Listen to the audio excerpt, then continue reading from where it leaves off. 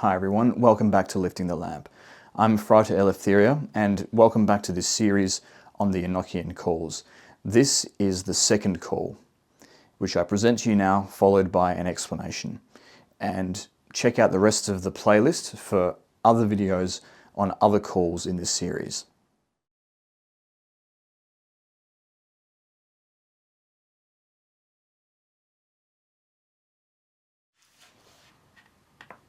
Can the wings of the winds understand your voices of wonder?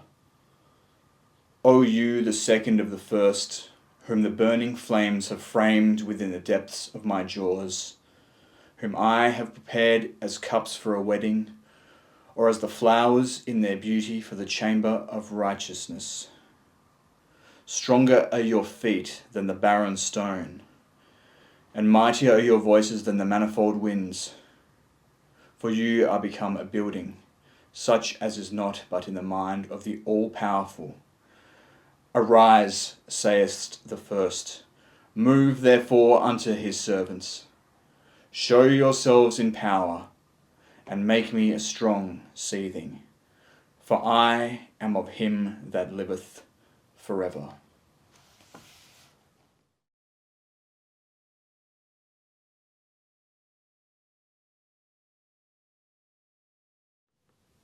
Ajd Upea Zong Om Faiayip Sald, Vi Ivel Sobam Yalpurge, Izaizaz Piadef, Kaisama Abraimik Tai Talho, Pa Aklida, Quai Tai, Los Elqua, Turbs Oj Balto, Zivi Kis Lusti Ori, Od Mikalp Kis Bia Ozongon Lap Noan Trof Kos Taj Okwa Manin Jaidon Tozu Gohel Zaikar Si Nokwod Zamran Mikalzo Od Ozazim Yerelp Lap Zer Jorjad.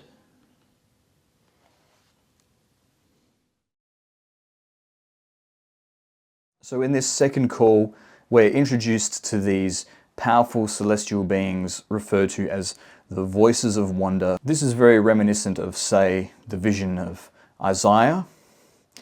Another vision in the Bible where we see the throne of God and seraphim in this case. In Revelation, there is a vision of angels singing before the throne of God. So we're talking about one of the closest places in the heavens where you can get to the pure presence of God. And there is a divine being in this level of the heavens referred to as the second of the first. So very close to the divine presence indeed. So this is still a very high, very spiritual level of the cosmos, we can see from the language used in this call.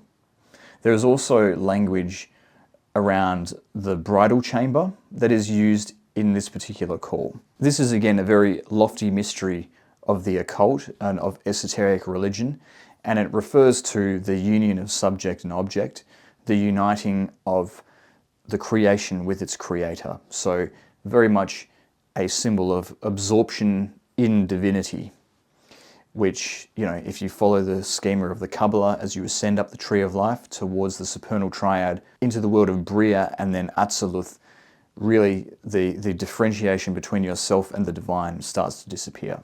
So when I read the second call in my own spiritual work and scryed to receive a vision, what I saw was very much based around a very purified divine force, a divine creative force, and related to the word and related to the idea of revelation as expressed in the word. But this idea that there could be a word that was kind of sort of hidden in nature rather than written down on a tablet or on a scroll, and that this word, this spiritual creative force, was the thing that was behind all of the phenomena, all of the change that then emerged in the universe. So a very kind of abstract, very divine kind of energy that was being revealed in that particular level of the cosmos. So that is the sort of energies that are the subject of the second call. And both the first and second calls in the Golden Dawn system are attributed to not one of the four physical elements, but to the fifth element of spirit, the quintessence. And we see similar symbolism reflected in this case in the original intended meaning of the second and the first call. And that is the second call explained. This is the third call. So without further ado, here are the calls followed by an explanation.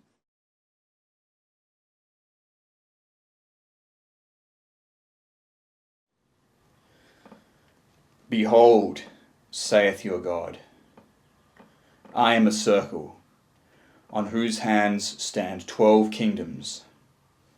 6 are the seats of living breath, the rest are as sharp sickles, or the horns of death. Wherein the creatures of the earth are and are not, except by mine own hand, which sleep and shall rise. In the first I made you stewards and placed you in 12 seats of government, giving unto every one of you power successively over 456, the true ages of time, to the intent that from the highest vessels and the corners of your governments you might work my power, pouring down the fires of life and increase upon the earth continually. Thus you are become the skirts of justice and truth. In the name of the same your God, lift up, I say, yourselves. Behold, his mercies flourish, and name is become mighty amongst us, in whom we say move, descend, and apply yourselves unto us as partakers of the secret wisdom of your creation.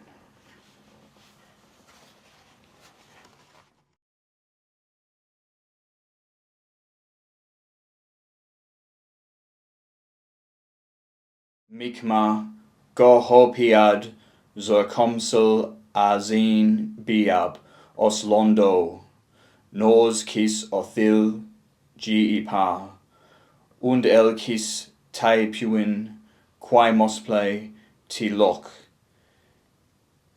queen toltorj kis jai kisji em ozin diesti bujda od tozul illi iol barzaj od ayaila thilnos nitayab diluga vomsaj lonsha kapmi aili voskla homil kokasp pfeifen isisop od mi inoaik di nitayab von nai el pan per malpergi kaioj pild Noan unala balt odvaionan du oiap mad goholo gohus amiran mikma jaiusos kai saimsod od dooain noa mikaels aion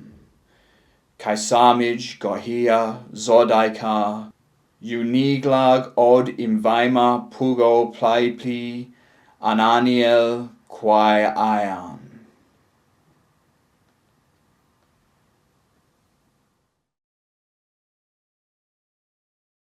So, what is the meaning of this call? Well, perhaps the most consequential bit of symbolism is talking about how there is a circle within which there are 12 kingdoms. What is this referring to? Well, it's pretty clear that this is a reference to the wheel of the zodiac, and which is, of course, a wheel, and within each successive 30 degrees of the wheel, there is one of the 12 signs.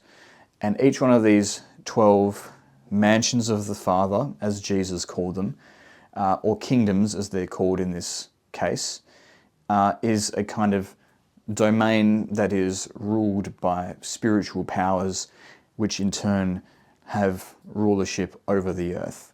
And these are the 12 energies that are ruled by the even higher divine energies of the 7 planets that are given in the first and second calls. So according to the angel Gabriel, in Gabriel's communications with Dee and Kelley as they were receiving all of the Enochian material to create the system of Enochian magic, This call is the first of nature. So we start to move from the very highest, purely spiritual heavens into something of the created universe now, starting with what in medieval astrology would have been known as the sphere of the fixed stars or the sphere of the zodiac. Of course, the planets appear below the zodiac in traditional medieval astrology, whereas what's notable in these calls is that there is a more kind of elevated or spiritualized version of the planetary energies that is, above even the zodiac. So that is the sort of system of the cosmos that is being set up by the Enochian system.